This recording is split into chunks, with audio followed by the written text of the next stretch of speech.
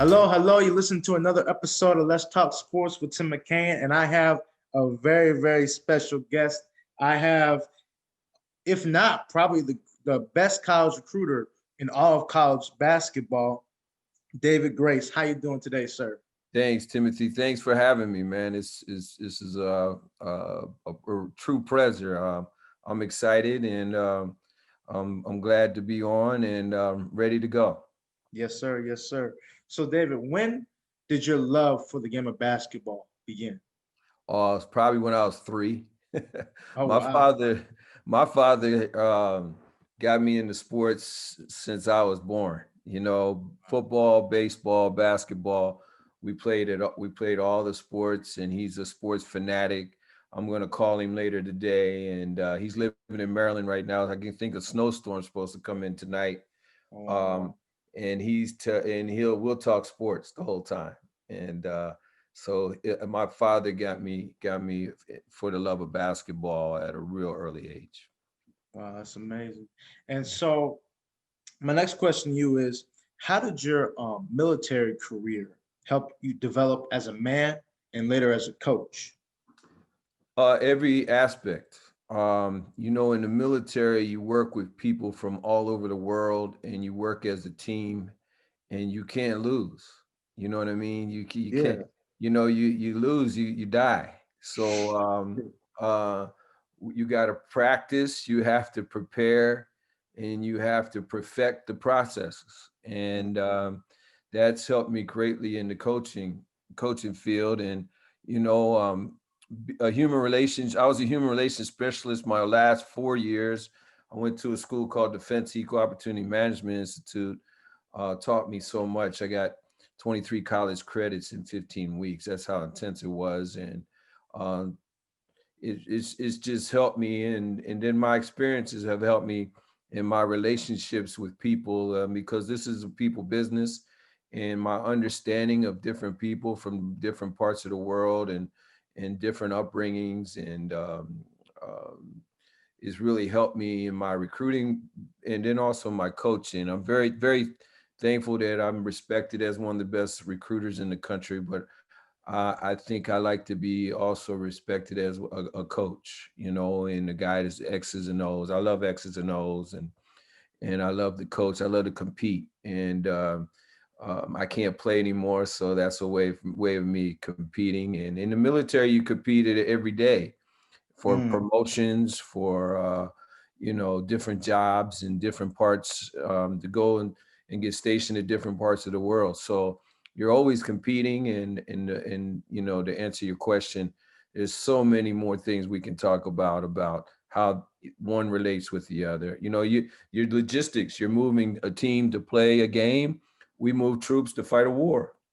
You know, yes. I've been, stationed all over the world. I've coached all over the world. I was been able to coach in China for Wow. 2 years. With the Pac-12, I was over with UCLA, and then the following year I was over with Cal. So Mm, I've went on foreign trips to Spain and Italy and in France, and we played while we were over there, and in Sydney, Australia, and all over Australia. To tell you the truth, we took a team over there as well, and I've recruited in those areas over there. So just the military background has so much to do with my success on the basketball court and in the recruiting world. yes, sir. Yes, sir. So my next question to you is, um, so you went to the military at 18 years old and you had a career for 20 years. Now, you always had a love for sports, for the game of basketball. But there would have been a lot of people who would have just stayed in the military, wouldn't have really done anything else. What led you to decide to coach, even though you were in the military and had a career in it? Well, I got stationed in Virginia, and I started coaching for Boo Williams AAU program. And I was helping coach I was assistant coach for his 12-year-old team out of Hampton. Mm, And I went to his tournament, Boo's tournament in April. And I saw all the assistant coaches and head coaches there working, like working the crowds and, back then they didn't have the coaches in one area and the fans in another. You could mingle amongst each other. Mm, And I was just sitting there watching, and I said, you know what, I can be assistant coach. That was a dream.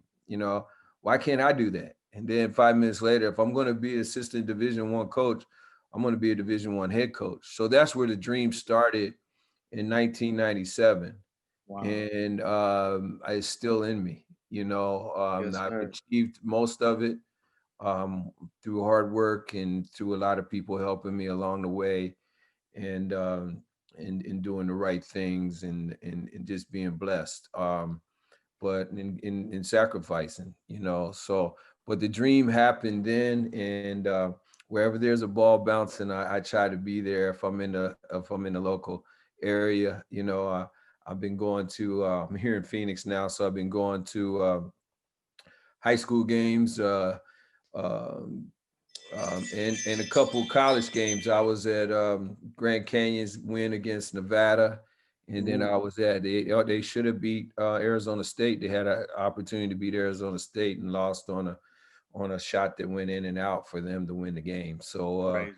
yeah, so I was there for both of those games and sitting up high to watch each coach do his thing, and it was a great joy to do that as well. But it happened. The dream started in 1997, and hopefully it's close to being a reality to be the head coach Yes, at a sir. divisional program. Yes, So I'm sir. glad. So, oh Yeah. no, you're good. You're good. So, how did your AAU experience help you to become a great assistant coach on a collegiate level? How did your AAU experience help you in that? It helped a lot because I already knew I wanted to be a Division I coach. So when I played against other AAU programs, or when we played against them, I tried to become friends with the other coaches. Mm, Because eventually I knew I was going to recruit their players. So to get on that scene, and then to understand what AAU coaches go through, mm, understand what they do, understand the logistics that they have to put up with. I coached with the teams that weren't on a shoe circuit, and okay. then I coached with shoe sponsored teams. So I Mm, know how all that works. I appreciate the AAU coach feeding the kids after the game with his own money. You know what I mean? I understand them driving. I used to drive kids from Phoenix all the way up to Vegas.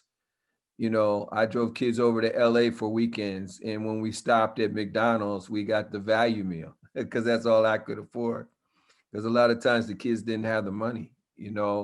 And so I understand that. I understand, I've been very fortunate enough to coach in two of the best AU programs ever, in the Boo Williams AAU program and Compton Magic's AAU program on the West Coast. And so I've got to see the inner workings of all that, and it has helped me greatly.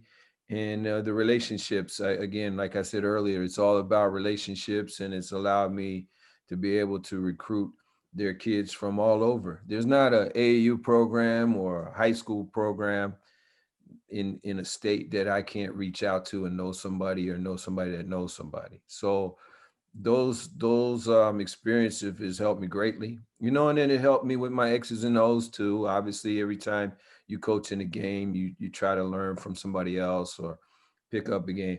If I'm at a middle school game and the coach running some good stuff, I'm gonna try to steal it. So we all steal each other's stuff, and you'd be amazed at what goes on with that, when we're doing scouts and stuff. But so AAU, you might play 3 games a day. So that's yeah. three opportunities to learn something. Wow. So but it's helped me greatly being an AAU coach. Yes, sir. And a lot of these athletic directors, I don't think they some of them don't value that, and Mm, and they should value that when they're assessing a next candidate to be a head coach, because it's helped me greatly in my success as assistant coach, and I know it'll help me greatly when I become a head coach. yes, sir. Absolutely. Absolutely. So my next question to you is, and you kind of touched on it a little bit when you talked about how you like coaches that put their own money up to feed some of the kids. So in basketball and sports in general, coaches are viewed as mentors, father figures, leaders. What is your opinion on this, on the perception that coaches are father figures, because they are? What are your thoughts on that? And from your personal experience, how does it feel to be a mentor or a father figure to some of these basketball players? Well, it's the reason why I do it, to be able to help somebody else, and it's a way for me to help a young person or help a group of young people to better their lives. Being a coach is quite an honor and it's quite a responsibility, and I'm very thankful that I get the forum. I've been doing these Zoom meetings or Zoom calls, and I also been going out to different high schools and Zooming with different high schools and sharing my experiences with them. So being a coach is I think one of the greatest professions you can have be a part of. It's just unbelievable feeling when you know that you've helped a young man reach his dreams, or a young lady if you're coaching girls. It's an incredible feeling, and it's the reason why I do it. And to be able to help influence someone in a positive way and help them with their life, and um, it's just no greater feeling. Yes, sir. Yes, sir. So I want to get to the X's and O's. So, Coach, who are some of the best head-to-head X's and O's matchups that you've had throughout your college career, and who are some of the coaches that you learned from the most when it comes to the X's and O's? Wow. Dana Altman does a great job in the Pac-12. Um, um, Coach Kostoviak up at Utah runs a lot of good stuff. There's so many great coaches. Calipari is a good coach. People don't realize that. He's a Mm. very good coach. I got to coach against him probably 7 times now. Got a winning record for him too. So let him know when you talk to him about that. Um, you know, um, everybody, all the coaches in the Pac-12, you don't get to that level not knowing what you're doing. Mm. You know what I mean? You just don't. There's so many that have great X's and O's. I've worked with a couple guys. Steve Alford runs great stuff.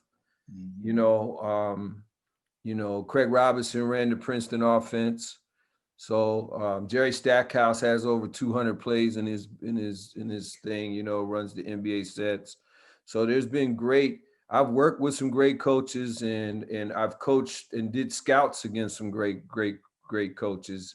Um, and throughout, you'd be surprised of a lot of people run the same stuff. You know what I mean? Yeah. You'll be surprised. We're all gonna run horns action.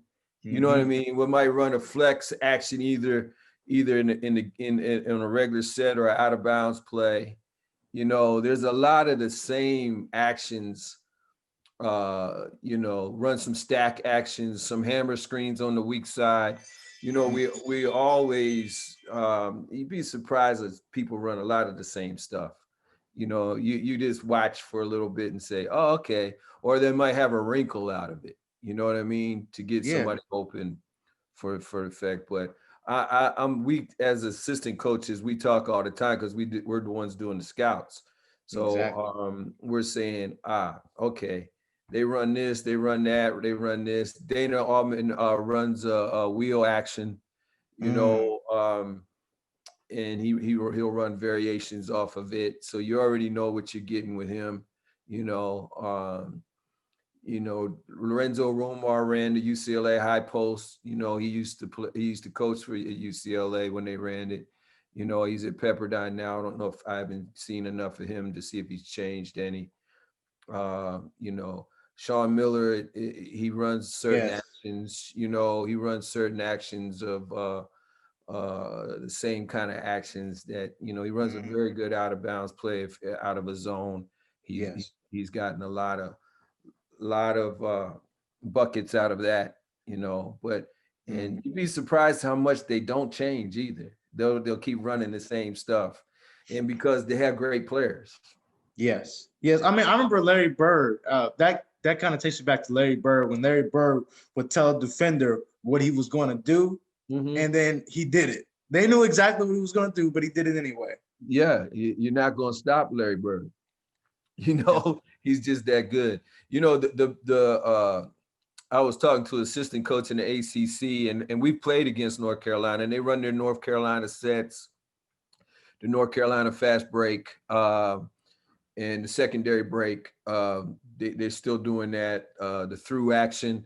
Uh, Dean Roy Williams runs that Dean Smith ran.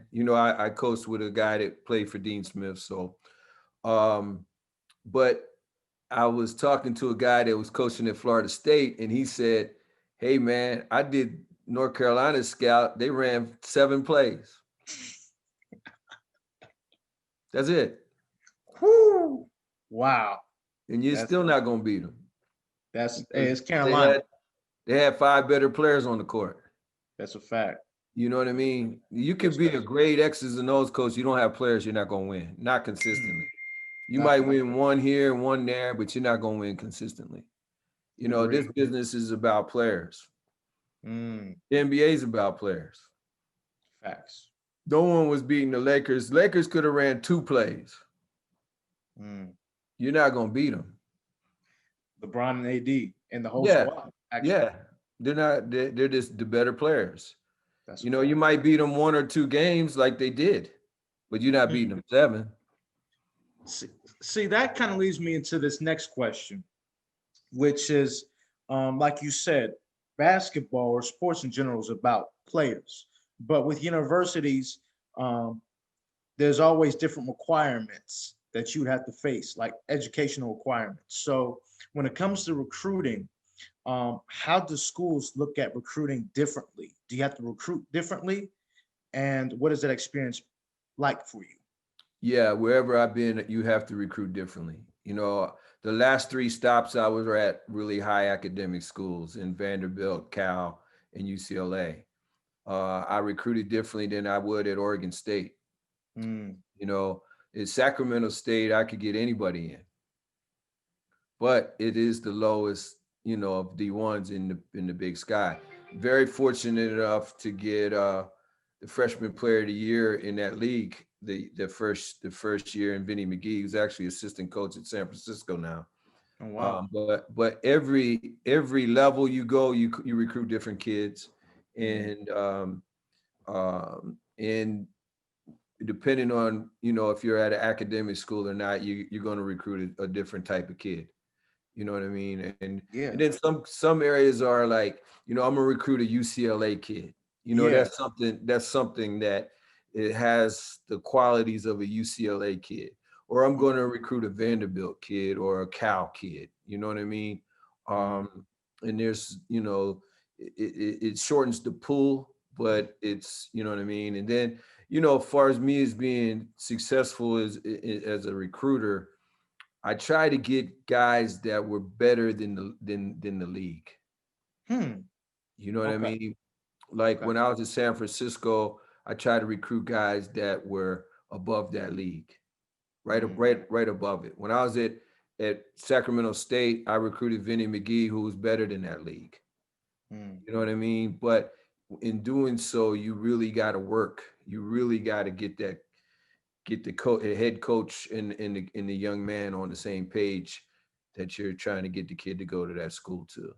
So So, as a recruiter, coach, how do you look when it comes to the eye test? So obviously you have the eye test and you see what the player is like on the court. So what are the intangibles that you want in a player to recruit on the court, but also personally, what are some of the things that you want to see about the character of the person? Does it for me, matter? for me, character is everything. I want to see if you're a good person off the court as well as on the court. I want to see how you impact your teammates. Mm, I want to see how you impact your coach. I want to see how you impact your team. And I want to see when you get on the court, do you make it better? Now, off the court, I want to see your social media. Mm. I want to see, make sure that it's good. I want to know if you're a basketball junkie. I knew where Lonzo Ball and Aaron Holiday and TJ Leaf and those guys were going to be on a Friday night at 10 o'clock. They were going to be in UCLA's practice gym getting better. Wow. You know, we recruited great kids to UCLA. I've been very fortunate to recruit some great kids. You know, I want to know if you're a basketball junkie. Yes, You sir. know, I'm going to go and call you and get to know your janitor at your high school and ask that janitor, how does he treat people that when the coach is not there? Hmm. How does he treat the cafeteria lady or man? How does he treat other people along the way that are in school that have no really impact on that young man? Hmm. You know what I mean? I wanna know the home life. I want to know so many things that goes into recruiting a young man. I recruited a lot of kids since they were freshmen and didn't get them to obviously you know what I mean? It's a Yep. long process. Right. You know, Lonzo Ball I recruited as a freshman.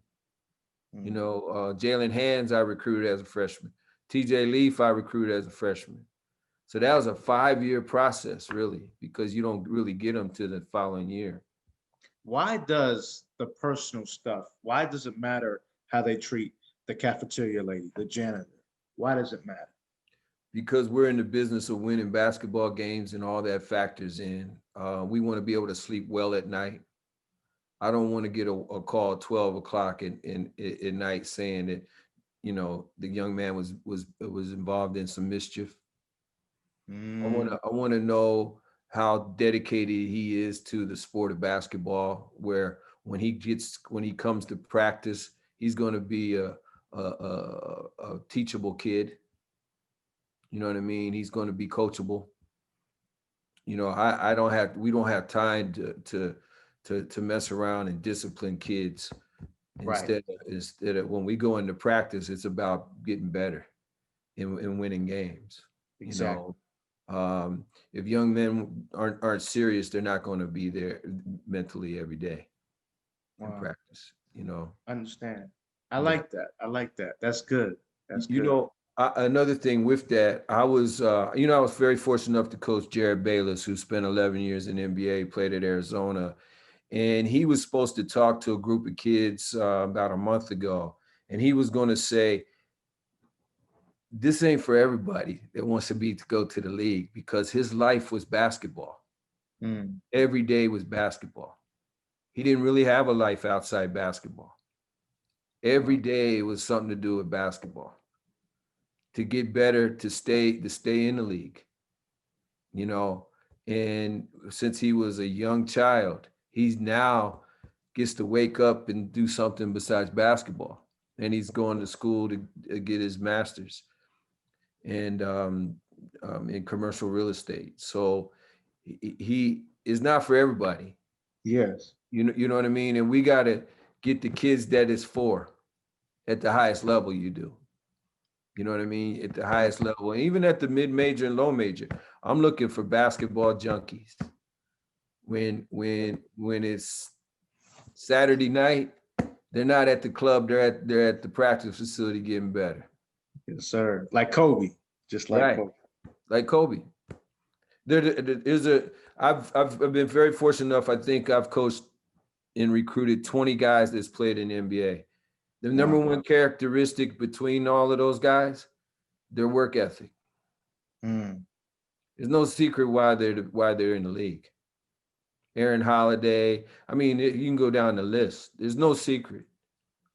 No secret. Eric Moreland made it to the league, and he never started high school game.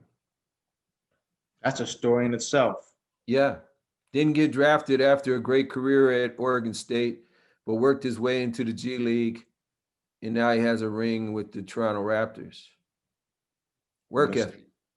ethic. Norman Powell, 4 years at UCLA. Work ethic. That's why he got it to the league. Mm. You know, that's why he's still there. Norman Powell last weekend, I bet he was in getting up shots on the weekend. Almost guarantee. Mm. Lonzo Ball, same thing. There's no secret. Yes, sir. This it's out there. Yeah. It's okay. So, David, what is success to you? And also, what are your keys to success? Success for me, and it's different for everybody, but success for me is doing your best every day. Mm. Doing more with your 24 hours. That's success to me because that's all you can do. And then give the rest to God and you know, make sure that you're making right choices with the people around you. But doing more with your 24, giving all towards your dreams and your goals and your family, that's success to me. And you're going to have failures along the way. I've had failures. I still have failures, but I've had great successes as well. It comes with it. It comes as part of the learning process. It's part of getting you to there. You know, I don't know how many people know that I've got a lot of no's before I got a yes Yes. to coach at Sacramento State. I took a $20,000 pay cut and slept on the floor in the locker room at Wow. Sacramento State. People don't realize. They say, "Oh, David Grace, UCLA, you know, Vanderbilt, Cal." I said, well, "Yeah, but what about Sacramento State? Mm. You know, where the high school gym, it's a high school gym, and it's a bad one. It ain't even, it's not even a good one. In fact, when we recruited Vinny McGee, I didn't even take him to the gym. I You believe know, it. so that's success to me. And Mm. you got to do it every day. You know, you Gotcha. just can't rest on your laurels. Yes, sir. You Yes, know, sir. I had a successful day yesterday. Well, I'll take the day off. It don't work like that. Mm. You got to string them together. You Yes, know, sir. and then you gotta so much to it, man. It's I mean, there's so much. Success is a word that's, you know, it moves. It moves, it shakes, and it's Yeah, not just money. People think success is right. money, but money is a very small part of what Yeah. success really is. Right. It plays Right. a part, but it's not all of it. Very Um, true. Coach. So my next question to you is: who are your top five greatest coaches, basketball coaches of all time, and who Wow. are the top five best basketball players you've seen in person, live on the court? Wow. Wow. Well, my mentor was Lute Olson. So Morton Wooten, coach at the Mm. Mather High School, was a great coach. Um, I mean, we can go. You know, you can go down the list of all the great ones. I coached for Eddie Sutton briefly, Mm. um, who just passed away, but had a ton of wins. What's that? Three right there. And we can go down the list. You know, of a lot of great ones. You know, we're So all going many. to say Pat Riley or something like that, or Yep. you know, who I'm a fan of as well. Um, those guys that I look at from afar and even know Yes, sir. as some of the greatest the greatest players I've ever seen. LeBron, I never got to see Michael Jordan play. Okay. So Michael was my favorite, along with Dr. J, but I never got to see those two play. I saw Mm. LeBron play in high school, almost coached against him in AAU. Oh, wow. Uh, so LeBron would have to be up there as far as watching him play. Allen Iverson, pound for pound, might be the best player ever, pound for pound, because Ooh, he's probably 6 foot at the most. Um, is very good. Shaquille O'Neal I like that. um, is up there for guys that I watch play. Yes, Um, sir. and I coached. I got to recruit his son. I didn't get to coach him, but I recruited him to UCLA. Sharif, who's at LSU now. Yes. Um, so I got to know Shaq, and that's he's one of the most funniest guys ever been around. Yep. He always keeps you entertained. Exactly. Got to coach Scottie Pippen's son. I didn't get to see Scotty play, but to get to know Scotty Senior is quite an honor. I coached Dr. J's son, Julius Irvin, and he's my ultimate favorite growing up. Um, Wow. you know, um, I got you. I got you. So, you mentioned Shaquille O'Neal and Allen Iverson. Okay. For me, I grew up a basketball. Those are kind of the basketball players that I kind of grew up idolizing. It to me, it just seems like the game of basketball has changed. Like it used to be like the and one drive to the hoop. Now mhm. it's the three. And then there used to be dominant centers like Shaquille O'Neal, Hakeem Olajuwon, et cetera, et cetera. Um, do you think that the big man and the and one game would ever come back, or do you think that the game has just evolved just past that? Well, analytics is came you know is part of the basketball now, and they're saying why go down and shoot a two or make a inside two layup when you can shoot a three, Right. or we'll let you shoot a two and we'll come down and shoot a three and we'll see who wins. Mm, You see what I mean? yeah. So the analytical part of it is caused that, and bigs like to shoot threes anyway. You know what I mean? Yeah. Uh, I haven't met one big yet that had now have worked with some really good ones, and they all want to shoot threes. You know what I Yeah. mean? And Yeah. which is nothing wrong with that, but you know, I watched in the game against GCU against Grand Canyon against Nevada. Grand Canyon won the game because their bigs were just way better than Nevada's bigs, and That's and something I Coach like to Drew, hear. Coach Drew just kept feeding the post, Mm, and they just beat them, and almost won the Arizona State game by going inside because they have some pretty good bigs, and Arizona State has the Graham kid, and then Marcus Bagley was hurt. So, but he's more of a forward anyway, and Graham was too light to deal with those bigs for Grand Canyon. So you could still win with that. You could still win with that, but you got to guard down the other end. You got to take them off yeah. that three. You take them off that 3-point line, then you'll have a shot. So Yeah. Yeah. yeah, so that's I like the pick and pop with the four. I'm always going to Yeah. recruit a really four that can shoot it. We Right. all like guys that can shoot it. So I think you get a big if a big kid like Shaq comes around, you gotta feed him in the post at times. Yes, sir. I Yes, don't want sir. Shaq shooting threes. Exactly. You Yeah, do not want Shaq shooting threes. no, But David, I really appreciate your time. Thank you so much. And I cannot wait to see your next steps of becoming a head coach in yeah. college basketball. Well, It's going. thank you, Timothy, for having me, man. When you asked me to do this, I was excited, and you're doing a great job Thank over you. there. You're in North Carolina? Yes, sir. Yes, sir. Yeah, the great state of North Carolina. Yes, sir. Yeah. I grew up a state fan, but Okay. I love because my father went to state. You know, Okay. yes, sir. He went to college around the same time that they won their championship. I think Oh, back in '84 or I, '83 or I something. know Derek Wittenberg. So they're the Mantha guys. Yeah, Sydney Noel, and Derek played from yeah, Coach Wooten, who's one of yeah, my favorite coaches ever.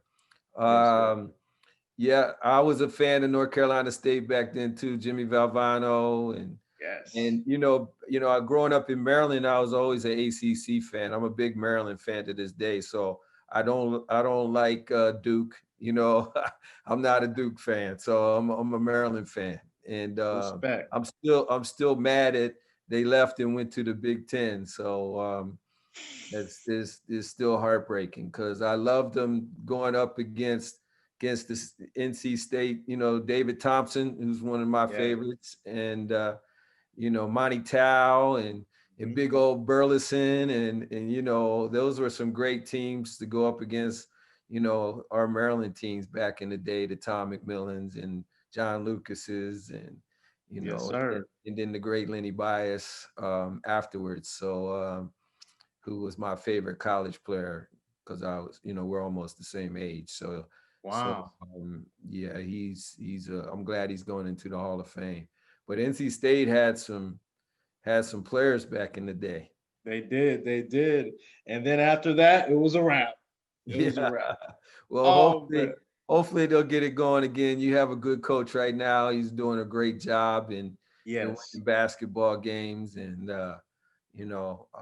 my grandfather, both of my grandfathers are from North Carolina. Oh, So, wow. and my heritage is Cherokee. Yes. So that come from the Cherokee Reservation in North Carolina. One of my grandfathers is from that area, and then my other grandfathers is from Hickory, North Carolina. So both on the western side. But so I got a little fond, something in my heart for North Carolinians. My mom lives in South Carolina too, so I Okay. have some roots all in that area. And That's what's up. yeah, great basketball state. I recruited Yes. Brandon Ingram. I didn't get him. He went to Duke. But in fact, I gotten one player that I went up against Duke from was Kevon Looney. So I beat Coach K out for that.